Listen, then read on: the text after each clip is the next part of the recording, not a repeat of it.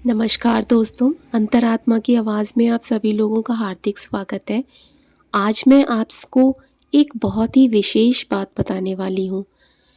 आपके मन में हमेशा ये प्रश्न रहता होगा कि हम कौन सी शिवलिंग की पूजा करें, कौन से धातु का शिवलिंग अपने यहाँ रखें जिससे कि हमारे ऊपर भगवान शिव की कृपा बनी रहे। लेकिन जो शिव पुराण में आपको बताया गया है कि कैसे पार्थिव शिवलिंग की महिमा अपरंपार है। अगर आप पार्थिव शिवलिंग की पूजा करते हैं तो इससे ज़्यादा बेहतर आपके लिए और कुछ भी नहीं है। एक शिव भक्त के लिए भगवान की प्राप्ति बहुत ज़रूरी होती है और भगवान की प्राप्ति आपको अपने अंतर मन में हमेशा होती रहती है।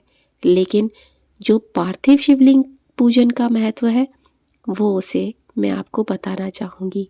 तो चलिए, शिव पुराण के अनुसार पार्थिव शिवलिंग का क्या महत्व है, उसकी पूजा का क्या महत्व है, ये मैं आपको सुनाती हूँ।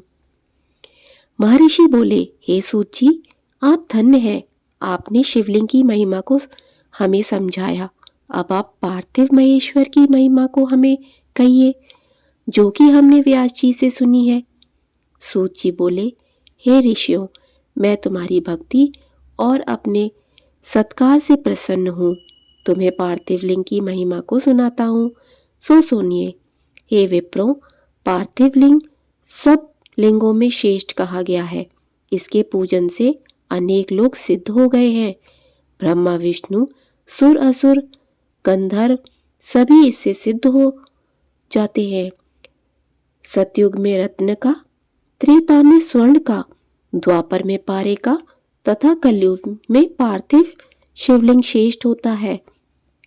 पार्थिव मूर्ति के पूजन करने पर तप से भी अधिक फल की प्राप्ति होती है।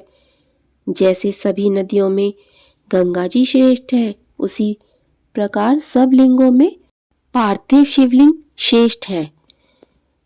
मंत्रों से ओमकार महान है, वर्णों में ब्राह्मण श्रेष्ठ है, पुरियों में काशी श्रेष्ठ है, व्रतों में शिवरात्रि श्रेष्ठ है, शक्तियों में शिव शक्ति श्रेष्ठ कही गई है। इसी प्रकार लिंगों में पार्थिव लिंग सर्वश्रेष्ठ है। जो पार्थिव लिंग बनाकर नित्य जीवन पर्यंत पूजन करता है वह शिवलोक का भागी होता है। जो ब्राह्मण होकर पार्थिव पूजन नहीं करता वो दारुणशूल नामक नरक में जाता है।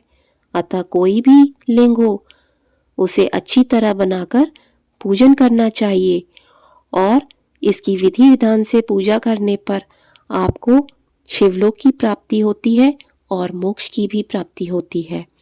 इसीलिए आपको पार्थिव शिवलिंग का पूजन विधि विधान से करना चाहिए। किसी भी पवित्र नदी की मिट्टी लेकर उसे पंचाक्षर मंत्र से पवित्र करें और सारी जल को, मिट्टी को पवित्र करने के मंत्र बोलें। अगर आपको कोई मंत्र नहीं आता तो आप पंचाक्षर मंत्र का उच्चारण करते हुए वह शिवलिंग बनाएं और विधि विधान से उसकी पूजा करें, तो भगवान शिव की कृपा आप पर सर्वदा बनी रहेगी। हर हर महादेव। वीडियो अगर अच्छा लगे तो इसे लाइक, शेयर, सब्सक्राइब ज़रूर करें।